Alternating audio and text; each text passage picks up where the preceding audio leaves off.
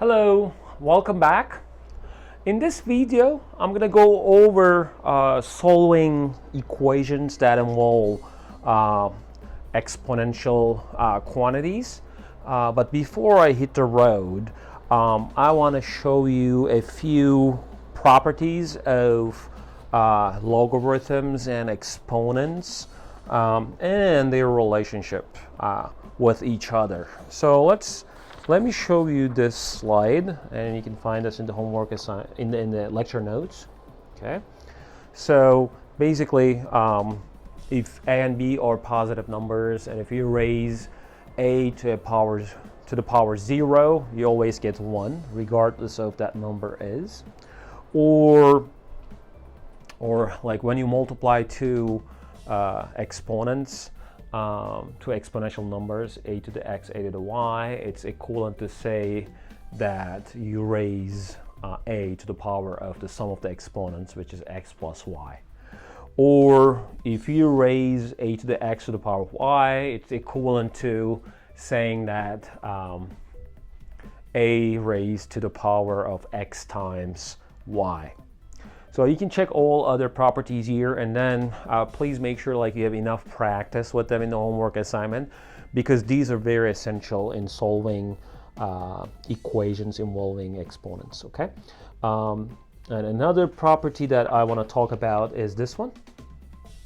These are in fact properties. These are the properties of logarithm. So let's check this out. So ln of the product of two numbers, remember these are all positive, has to be equal to the sum of ln of the first number and the ln of the second number. And you can go back and forth for this inequality. Like if you have two ln quantities added to each other, you can always write it as ln of the product of those quantities here. And this is the product rule, and then there's the quotient rule. So ln of x divided by y is exactly equal to ln x minus ln y.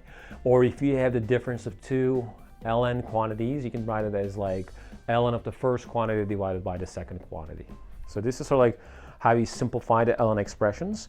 And then if you have an exponential of ln of exponential, if you have an ln of exponential, that's equal to, in other words, like ln of x to the power of z, that's equal to exponent times ln x.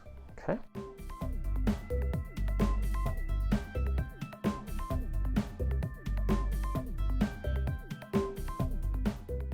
So ln of e to the x is always defined as x, since ln e is just 1 by definition of the natural logarithm, and e to the ln x is always equal to x.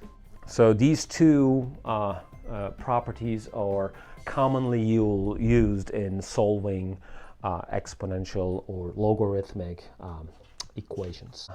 Going back to the exercise here, let's start with part A.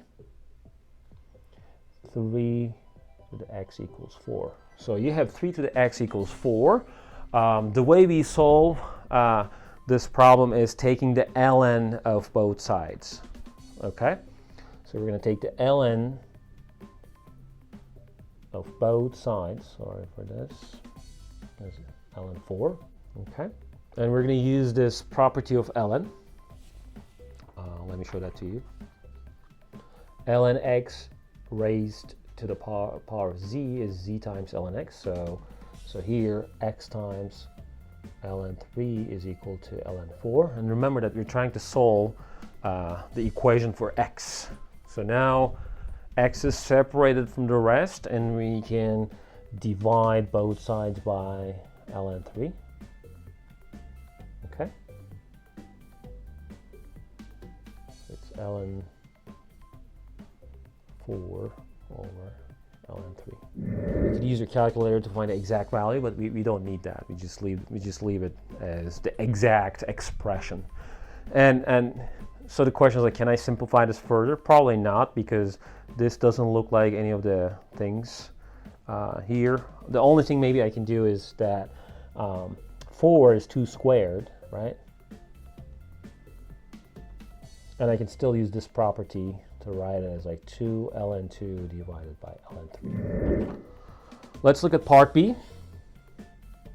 This video is going to be long, sorry for that. 5 to the power of x plus 1 equals 125.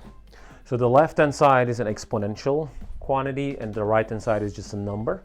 So for these two quantities to be equal to each other, we can still use the idea of like taking the ln of both sides, but here we should recall that 125 is the cube of 5. And here you have two exponential quantities equal to each other with the same base. And if these guys are equal, then the exponents are supposed to be equal. So this implies that x plus 1 equals 3. And subtracting 1 from both sides then yields that x is supposed to be 2. Okay, so in this particular case, we didn't need to take the ln of both sides because we observed that 125 is 5 cubed. For C, here again, we can use the idea of like taking the ln of both sides, but that's a longer shot. Here the observation is that the number 1 over 3 is 3 to the minus 1, and 27 is the cube of 3. And at this moment, I'm going to use one of the properties here. Okay, let's see. 3 to the power of minus 1 to the power of x minus 1. So it's like property number 3 here.